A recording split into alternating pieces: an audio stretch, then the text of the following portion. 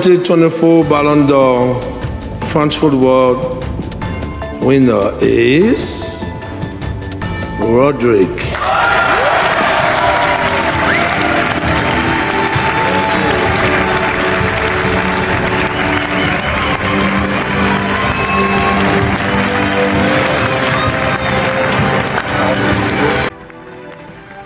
ব্যালন্ডিয়রের ট্রফিটা হাতে তুলে নিলেন এবং তাকে ট্রফিটা হাতে তুলে দিলেন কিংবদন্তি আফ্রিকান ফুটবলার জর্জ উইয়া।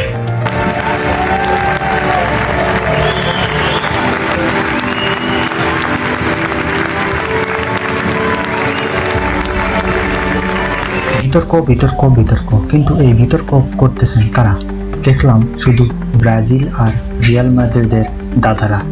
আর রিয়াল মাদ্রিদ তো বলেই বসেছেন ব্যালন্ডিয়র তো আমাদের সম্মানই করে না, সম্মান যেখানে নেই রিয়াল মাদ্রিদও সেখানে নেই, সোজা সাপটা বয়কট।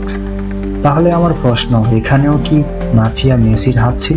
দাদুদের একটু স্মরণ করিয়ে দিতে চাই, এবছরের ব্যালন্ডিয়রের জন্য বিচারকদের বিবেচনা ছিল 2023 সালের 1 আগস্ট থেকে 2024 সালের 31 জুলাই পর্যন্ত সেরা পারফরমেন্স। রদ্রি শুধু ম্যান সিটিকে প্রিমিয়ার লিগ আর ক্লাব বিশ্বকাপ জেতাননি, স্পেনের হয়ে ইউরোপিয়ান চ্যাম্পিয়নশিপের ট্রফিও তুলে ধরেছেন। বাহ, মঞ্চে উঠেও বললেন এই ক্র্যাশটা যদিও আজ আমার একমাত্র সাপোর্ট, তবুও ব্যালন্ডিয়র আমার মোটিভেশন।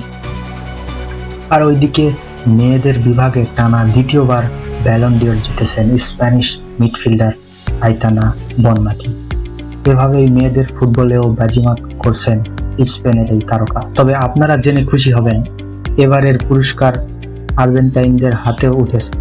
সেরা গোলরক্ষক হয়েছেন এমিলিয়ানো মার্টিনেজ, টানা 2 বার তিনি এই পুরস্কারটি জিতেছেন। আর সেরা উদীয়মান খেলোয়াড় হয়েছেন লামিন ইয়ামাল। কাজেই রদ্রির এই বিজয় শুধু ম্যান সিটি না, পুরো স্পেনের জন্য একটা ইতিহাস।